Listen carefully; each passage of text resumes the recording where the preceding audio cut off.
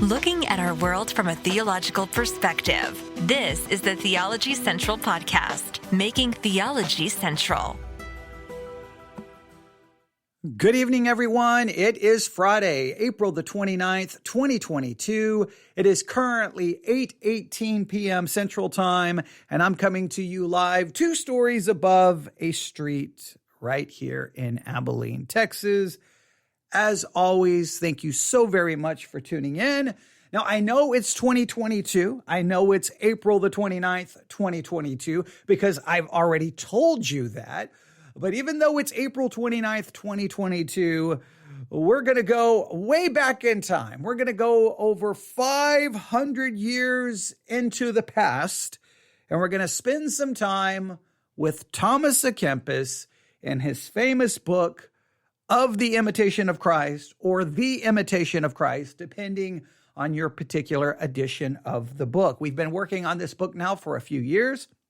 The last time we discussed this book in a podcast episode, it was on April the 24th, 2022, and we did an episode entitled Divine Comfort versus Human Comfort, Part 3. And in that episode, we concluded Chapter 9 of The Imitation of Christ, or I should say Book 2, Chapter 9 of The Imitation of Christ, which dealt with the idea of divine comfort versus human comfort. We did a lot of discussing about that. I hope that it was beneficial to everyone. Again, every chapter of The Imitation of Christ by Thomas à Kempis is just filled with just so much. It's almost like every word is just filled with so much spiritual food that you could spend literally weeks and months just really taking apart every sentence, every paragraph. There's just so much. Not that we always agree with the theology, not that we always agree with the conclusions, but it gives you so much to spend time thinking about and meditating on. And that was the original purpose of this entire series of The Imitation of Christ. I knew when the pandemic started that it was going to turn into arguing and debating and conspiracy theories and yelling and complaining. And what was going to happen is, instead of the church using this as an opportunity to focus on our spiritual lives, it was going to turn into a situation where the church was going to find itself being distracted. So I was like, hey, everyone get a copy of The Imitation of Christ by Thomas à Kempis, and let's focus on that. And let's be honest, the majority of people said no.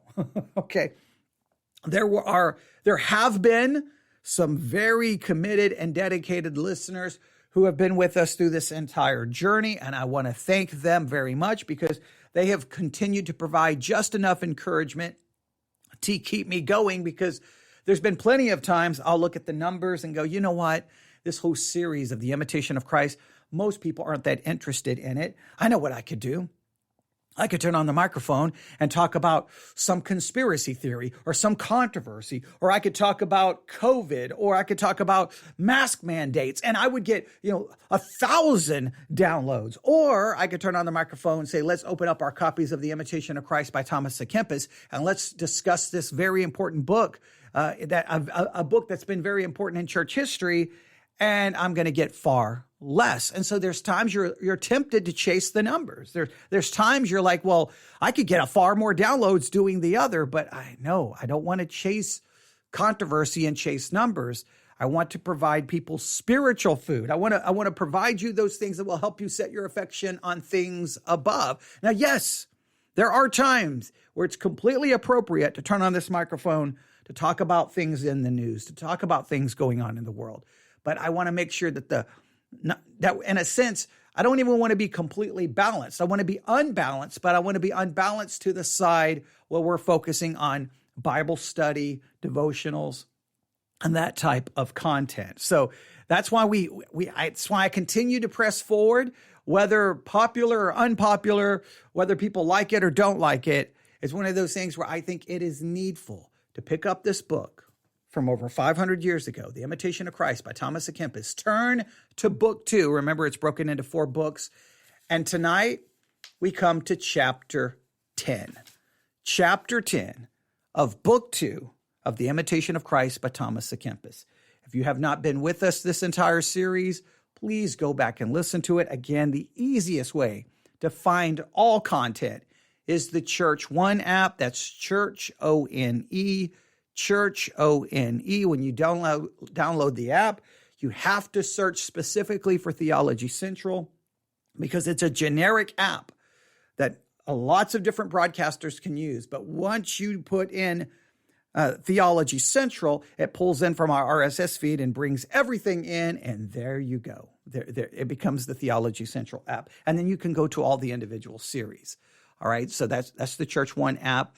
And I think that's the easiest way to find all of our content, okay? When you're looking for older things, when you're looking for newer things, you can just subscribe to us on any podcast app under the sun, and you can get all the latest. But when you're just on a podcast app, just scrolling, trying to find stuff. But on Church One, it's all broken into individual series, so it makes it easier. But are you ready? Are you ready? Here we go. Here we go. The Imitation of Christ, Thomas à Kempis. This chapter. Well, I wanted to ease into this because I want to make sure that anyone tuning into the live broadcast running a little bit behind, I want to make sure as many people are listening as possible because this chapter begins, this first paragraph is so powerful. We may not even get past the first paragraph. I may just drop this spiritual grenade right in your lap because, man, when it explodes, it just leaves you going, wow. That's some powerful stuff. Are you ready? Here we go. This chapter is entitled Gratitude for the Grace of God. Gratitude for the grace of God. Now let's just stop right there. Just the title, and I'll just ask a very important question to myself and to you. Honestly, deep down, how much gratitude is present in your life on a daily basis? Not for your state in life, not for family, home, job, money, food. I'm not saying there's anything wrong for having gratitude for those things.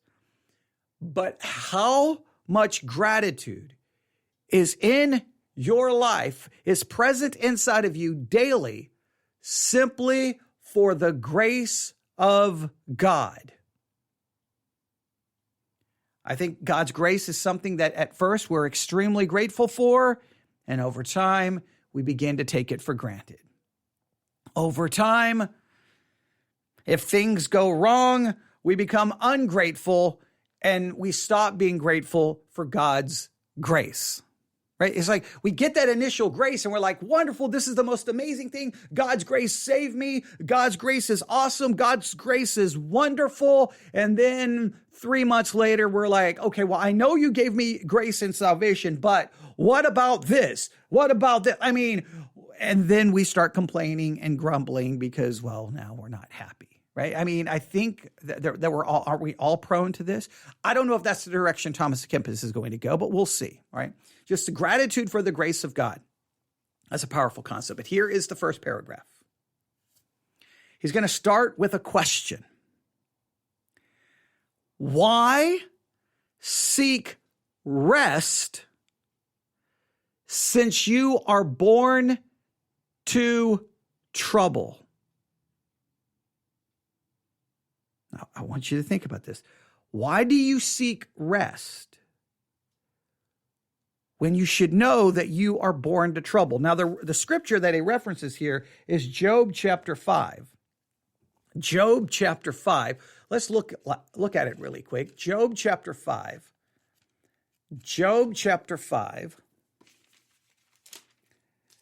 Job chapter 5, verse 7. Job chapter 5, verse 7, and we read these words, "Yet man is born unto trouble as the sparks fly upward." This seems to be some kind of an acknowledgement that as a human being, we are born and trouble is a part of that human experience. We are going to experience trial, trouble, difficulty, pain. We're going to experience that. That is just a given. It is a fact of life.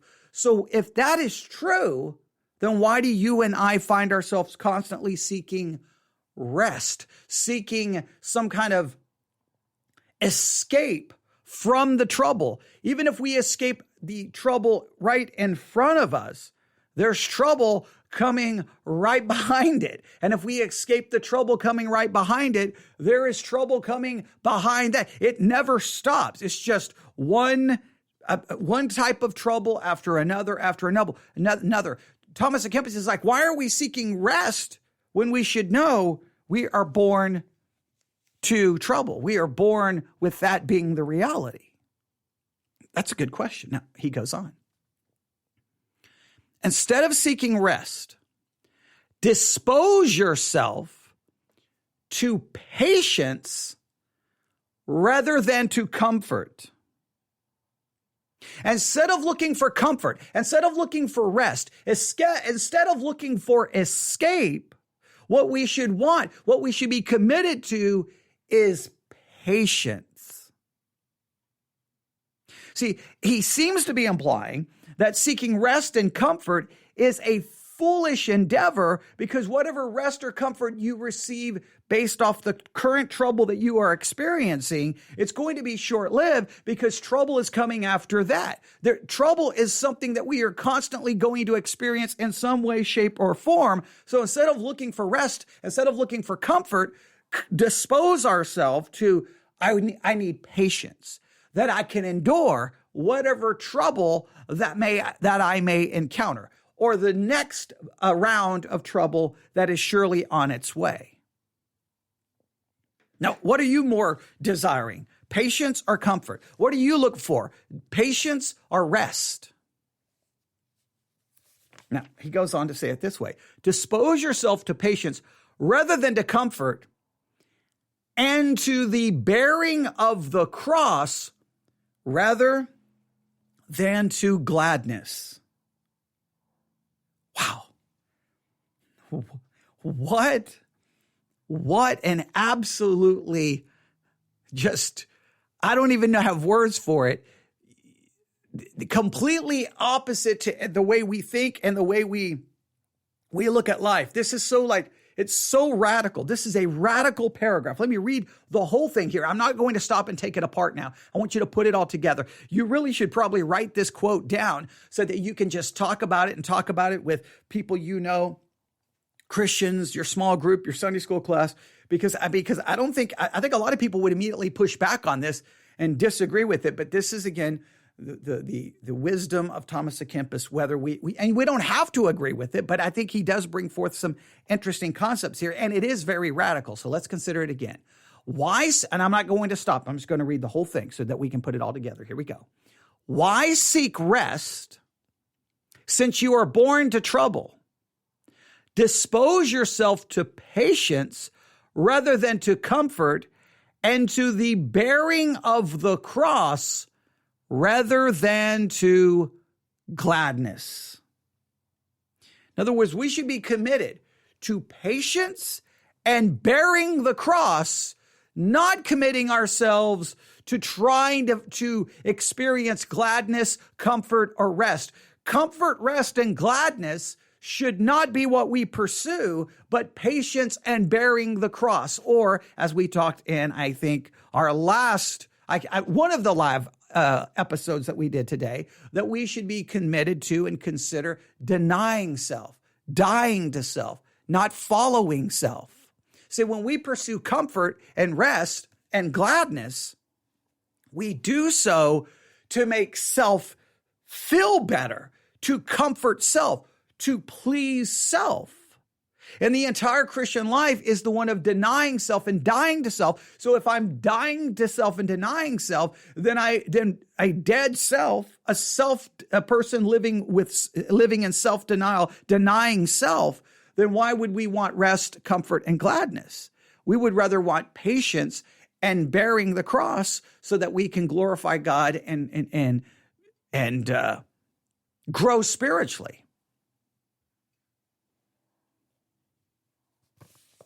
That's a powerful paragraph. Let me read it to you again. Why seek rest, since you are born to trouble?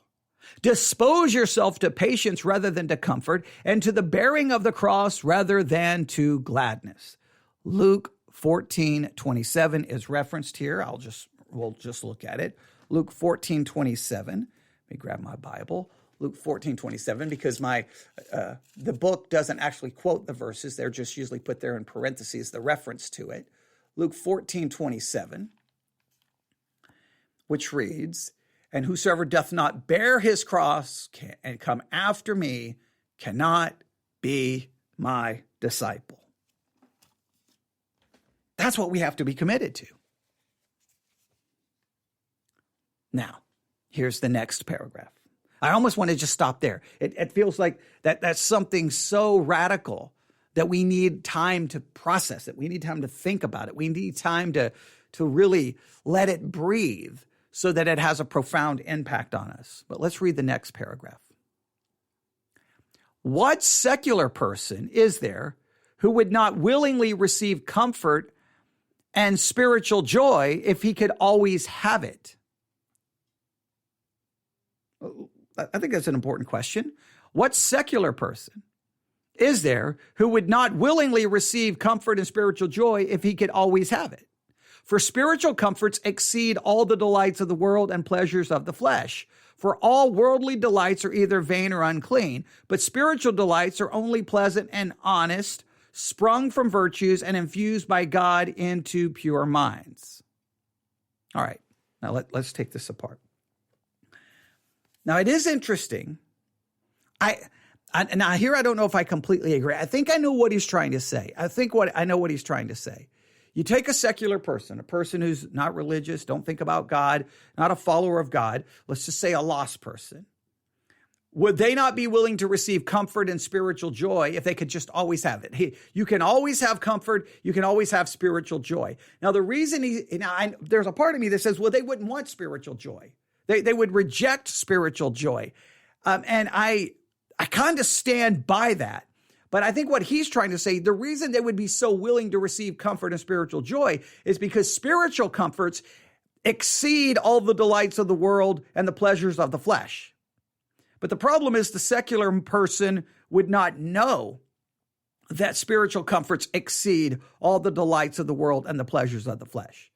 So I don't think the secular person would be like, yes, give me that. Now, when he says secular, now remember, this book's written over 500 years ago. I do not have my other translation of this.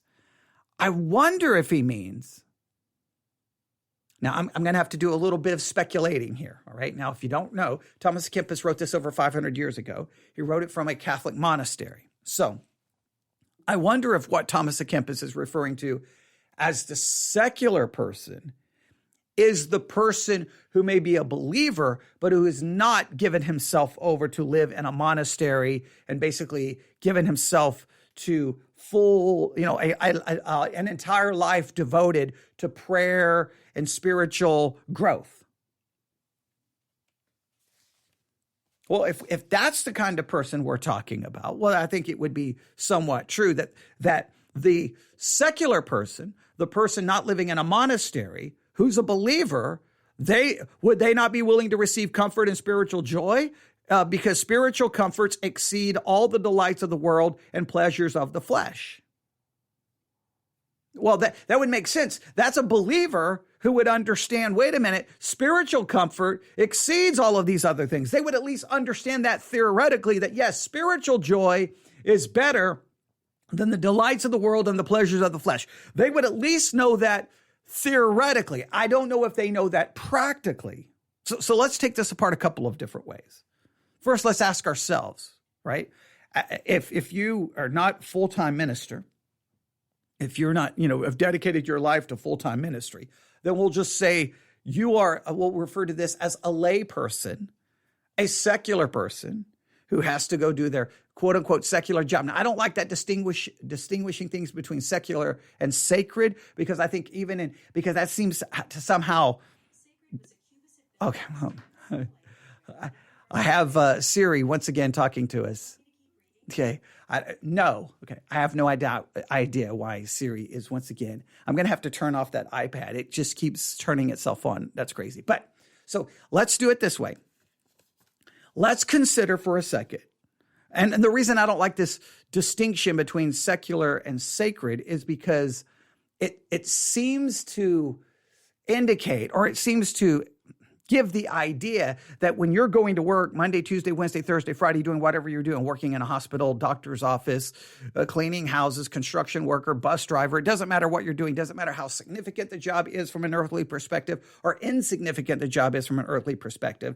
When we draw a distinction between secular and sacred, we're almost seeming to say, well, that person going to the church, that person on the mission field, that person giving themselves to full-time ministry, their job somehow is more glorifying to God than the quote-unquote secular job. And I think that that's a bad way of looking at it.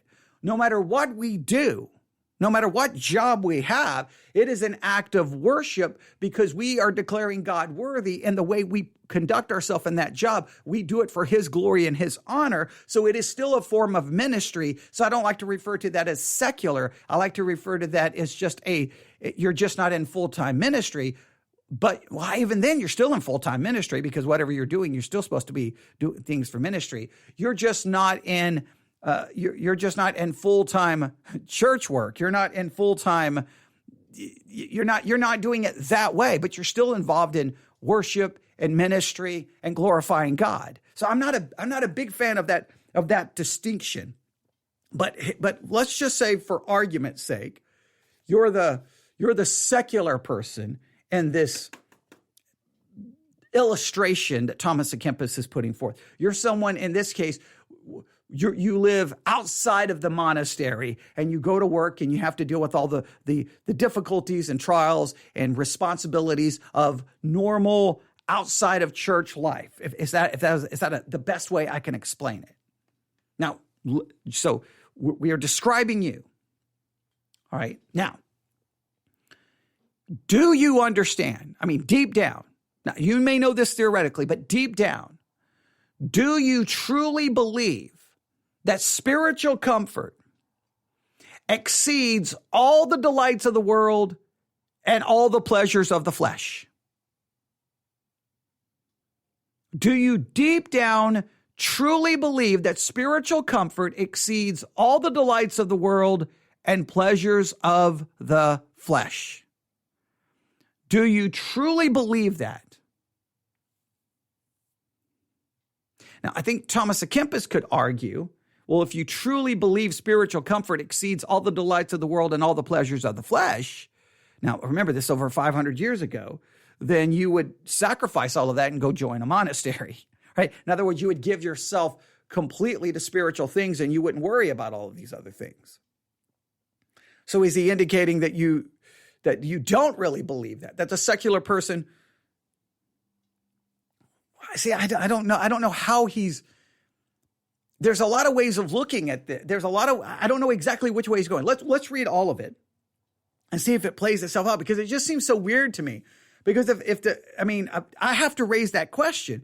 If the secular person truly believes that spiritual comfort exceeds all delights of the world and pleasures of the flesh, you think that would have a profound impact on how they live their life, what they do, what they buy, because they would be just constantly looking to spiritual things, because they would know it surpasses all the delights of the world and all the pleasures of the flesh. But clearly the average Christian, the average church member, even the average pastor, we spend a lot of time pursuing worldly delights and pleasures of the flesh.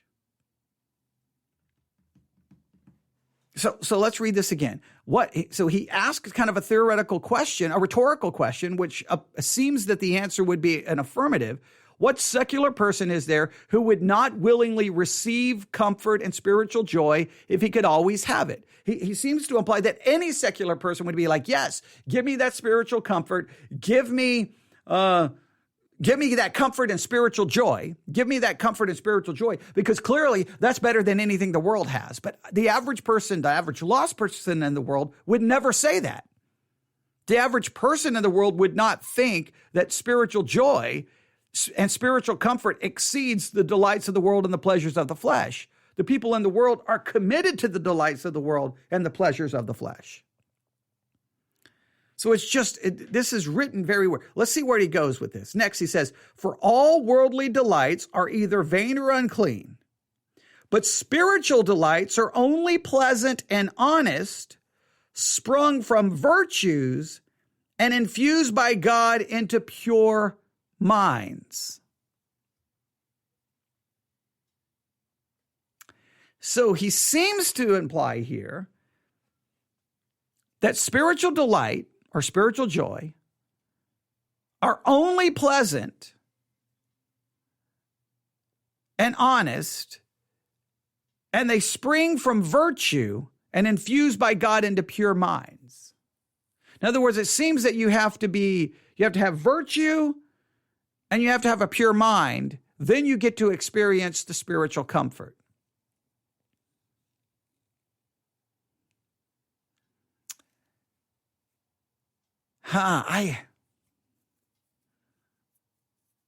This is an interesting paragraph here. The first paragraph is just absolutely just like boom. It's like gold. The next paragraph, there's gold in it, but we have to do a lot of digging around to try to figure out exactly what Thomas à Kempis. It's like the first paragraph, he puts the gold on the top of the surface. The second paragraph, he buries it, and you have to go, wait, what exactly are you trying to say here? So let's take it apart again, all right? And I know this may... I know you may be like, well, this is a little confusing. I agree. It is a little confusing. So let's continue to work on this again. So what secular person? That's where things kind of get thrown off in my mind, because I think he has to be referring to at least some kind of a believer, because this person understands that spiritual comfort exceeds everything else. And the average lost person would not understand that. So he has to be referring to a believer who's not in the monastery. And that if you ask them, hey, would you willingly receive comfort and spiritual joy? And if you could have it all the time, and they'd be like, absolutely, give me this because I know it's far better than anything the world has to offer. So clearly that can't be referring to a lost person, because a lost person would never think that way. But then the question is, do believers really believe that spiritual comforts exceed all the delights of the world and the pleasures of the flesh? They may believe that sitting in the pew on Sunday morning. I'm not so sure they believe that Monday afternoon. I don't even know if they believe that by Sunday night. I don't even know if they believe that by Sunday afternoon. Because I know that many people on Sunday afternoon, you know what their greatest delight is? You know what their greatest pleasure is? Taking a nap. They find great delight and they find great pleasure in satisfying the flesh desire for sleep. Instead of saying, no, it's Sunday, what I would find the greatest pleasure and the greatest comfort is to spend this Sunday afternoon when I don't have to work, listening to sermons, reading my Bible, praying. No, they would be. So I think this is a theoretical concept. I don't know if people really believe it. It just seems weird that Thomas à Kempis says that the secular person would be more than happy to receive this, but I just don't. And he seems to imply they would do so because they know it's greater than worldly pleasure, than the delights of the world and pleasures of the flesh. And I don't know that. Then he goes on to say, for all worldly delights are either vain or unclean. That is true. All worldly delights are either vain or unclean. Vain in the sense that they're meaningless, they're empty because they're just going to end, they're going to go away, or they're just sinful. Spiritual delights, though, are only pleasant and honest, sprung from virtue and infused by God into pure minds. So he seems to imply that the only way you're going to get this spiritual delight is you have to be in the right spiritual condition in which to obtain it. But then he says this really crazy thing in the next very small, it's almost a sentence.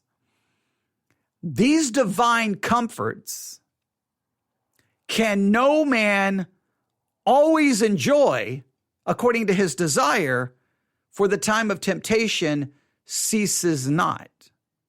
So we cannot always have this divine comfort. We cannot always have it because the time of temptation never stops. So because we're constantly tempted, meaning that we will throw away, ignore the divine comfort, the divine joy, the spiritual joy, and we will ultimately look to the delights of the world and the pleasures of the flesh. So we can never truly have divine comfort and spiritual joy continually because temptation never stops. So we constantly throw away or turn from spiritual comfort and spiritual joy and we turn to the delights of the world and the pleasures of the flesh. He goes on with the next sentence. But false freedom of mind and great confidence of ourselves is very contrary to the heavenly visitation. So what we have a tendency to do is we somehow think we're free. We sometimes think we have great confidence in ourselves. And this is all contrary to actually, I guess, God's grace, God's presence. God does well for us in giving the grace of comfort, but man does evil in not returning all again unto God with thanksgiving. And therefore the gifts of grace cannot flow in us because we are unthankful to the giver and do not return them wholly to the head fountain. All right, so let's stop right here. So let's put this all together. This is a very interesting chapter. Very interesting chapter. So we start with this just amazing first little paragraph. Why do we seek rest when we're born to trouble? There's no point in seeking rest because trouble, you can seek it, whatever rest you get now, more trouble is coming. Instead of seeking rest, commit yourself, dispose yourself to patience rather than to comfort, bearing the cross rather than gladness. So what you should care most about is having patience and bearing the cross, and you should desire those over comfort and gladness. Then he poses kind of a rhetorical question. What secular person out there would not willingly receive comfort and spiritual joy if he could always have it?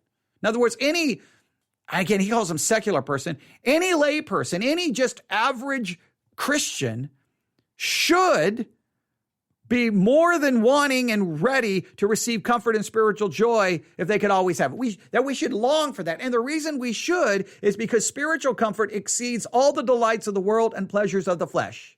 That like if we could just say, give me comfort and spiritual joy and let me have it all the time, we would immediately say, yes, give me that, because we know that it exceeds the delights of the world and the pleasures of the flesh. Because the delights of the world are either vain or unclean, but spiritual delights are only pleasant and honest, sprung from virtues and infused by God into pure minds. But then we should realize these divine comforts can no man always enjoy. So I think what he's trying to do here is saying, look, even though comfort and spiritual joy is better than anything the world has to offer, it's absolutely the best. Even though that is true, and even though there's a part of us that would say, give me that, in reality, that's not what we should seek. We should not seek a constant reception of comfort and spiritual joy, because in the first paragraph, he makes it clear that what we should commit ourselves to is patience rather than comfort, and bearing the cross rather than gladness. Even though spiritual comfort and spiritual joy far exceeds the things of the world, we should still be more committed to patience and bearing the cross, because no matter how much comfort we got, trouble's going to keep coming, difficulty's going to keep coming. And not only that, these divine comforts cannot always remain because temptation never stops. And the temptation is that we, sooner or later, will set aside that divine comfort and that divine joy for the delights of the world and the pleasures of the flesh.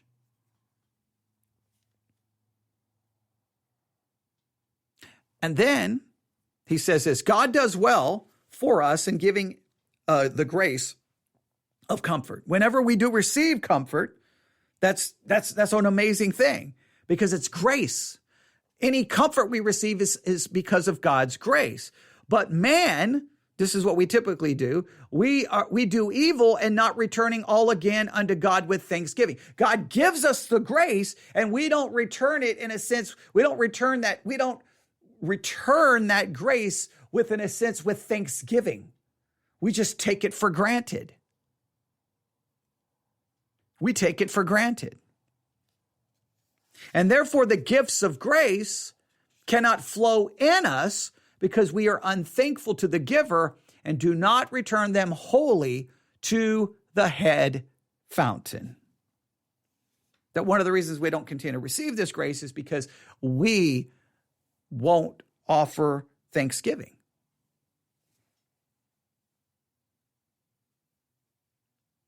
There's a lot there to unpack. There's a lot there. So here's what I'm going to do. I'm going to give you something like it's almost like those are a lot of bones to the skeleton. We've tried to put the bones together, but I'm going to try to give us some specific things to like, okay, while we're still trying to put the skeleton together, here's some things that we can just grab onto that are somewhat certain. All right. Here seems to be certainty number one of Thomas à Kempis's perspective here in this chapter. Number one, we as believers should not focus on seeking rest and seeking comfort because trouble is the reality of life. What we should do, instead of seeking rest and comfort, we should commit ourselves to patience and bearing the cross. So number one, don't commit yourself and be focused on rest and comfort. Don't focus on that because more comfort, no matter what comfort you receive, no matter what rest you receive, just more trouble is coming, more trouble is coming. So it'll be a never ending cycle of I need rest and I need comfort. And boom, then you get a little rest, you get a little comfort. Here's more trouble. I need more rest and comfort. It'll just be a never ending pursuit of rest and comfort, which you won't grow spiritually. Thomas à Kempis says, instead of doing that, commit yourself to patience and bearing the cross. Patience over comfort, bearing the cross over gladness. All right? That's pretty radical, right? Don't seek rest and comfort because more trouble is coming. And don't seek rest and comfort because more trouble is coming. Number two, focus on patience and bearing the cross. Right? Those are two great concepts we can grab onto. Number three,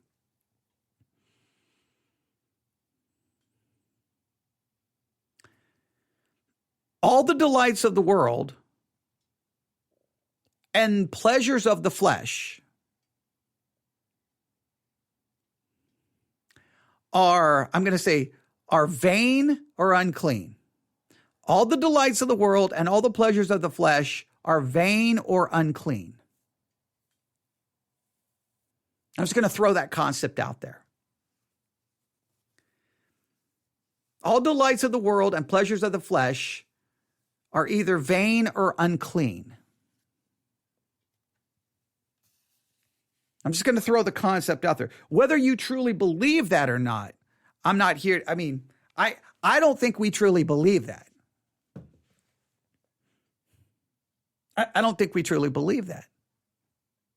I mean, I'll just give you an example from my own life. Okay, so all the delights of the world and the pleasures of the flesh are either vain or unclean. Meaning, why am I focusing on the delights of the world or the pleasures of the flesh? I should be looking for something spiritual, not these things. But here's the thing. I'll just give you an example today.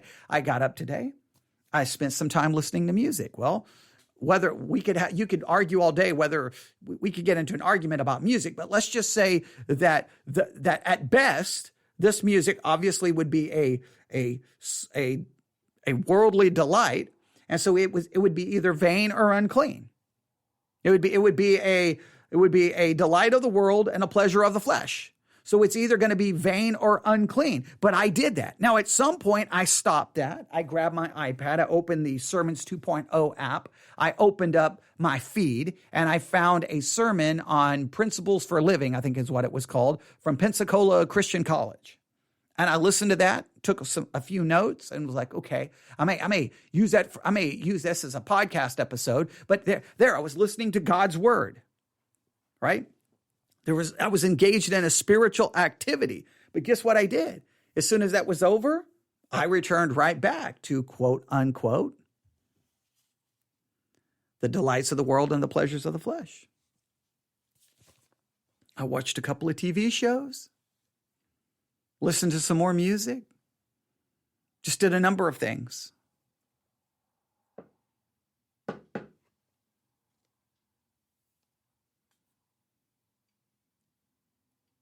So, do I truly believe that spiritual comfort exceeds all of that. I'm not even giving you that as a point. I just want you to know that. I want you to just think about that the delights of the world and the pleasures of the flesh are either unclean or are either vain or unclean. Therefore, so I'm not even going to put the therefore there. I'm just going to just leave that there as a principle to consider. And then I guess I'll just end lastly with, could we say it this way? Do you desire patience and a bearing of the cross over the delights of the world and the pleasures of the flesh?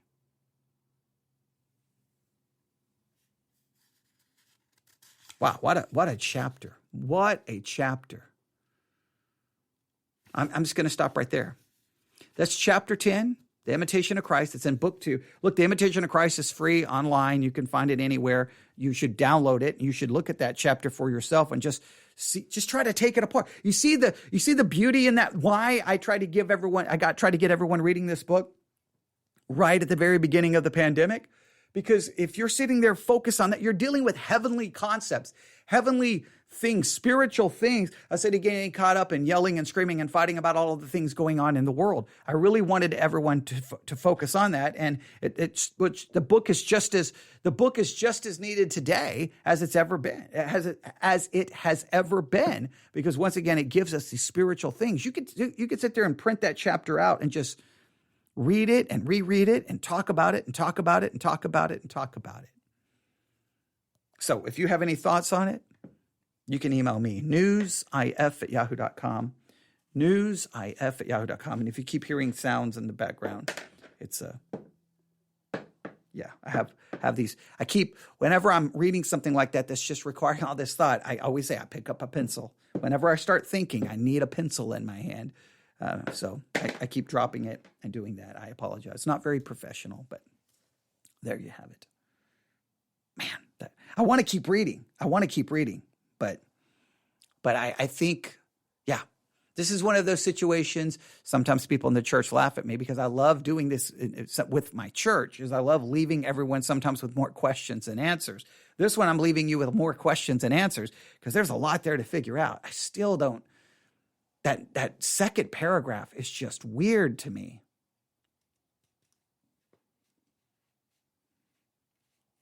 And it'll be interesting if other translations of this clean it up a little bit. I'm going to check some of my other editions of the book, other translations, and see if they clean it up a little bit, because that just seems written very weird. The first paragraph is pure gold, but the second one there is a little confusing.